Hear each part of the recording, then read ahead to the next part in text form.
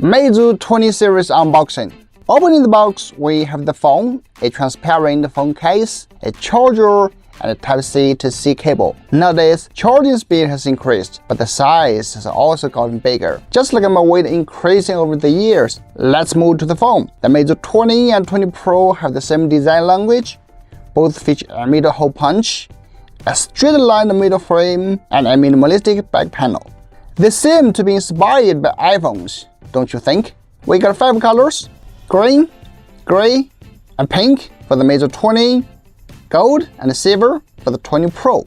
The back panels all come with a matte finish. We'll just show you a little bit more about the colors because we had limited time with these phones and I haven't had much time to do more in-depth review, otherwise this video would be too short. Okay, we are just as excited about those Redmi Note 12 Turbo videos.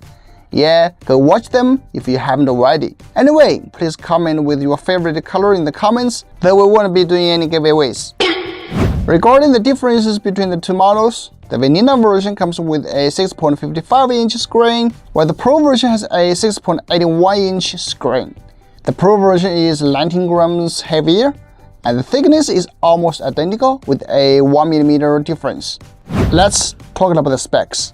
I listed them on the screen. Interestingly, Meizu had been promoting the series for more than 20 days, yet none of the specs are compelling or eye-catching. They seem very normal without any surprises.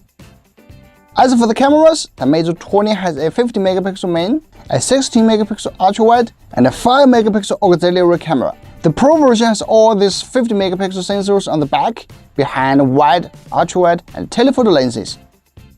The new phones come with the Flyme 10 OS, which brings a new design language called Live Design. As expected, it's specifically designed for its parent company, the Geely Automobile Company, which enables it to connect with the Geely cars more smoothly. The Meizu 20 series also comes with an X-axis motor, an NFC, an IR blaster, and most importantly, an ultrasonic fingerprint scanner. It enables you to unlock the phone in lightning speed, even with the white finger.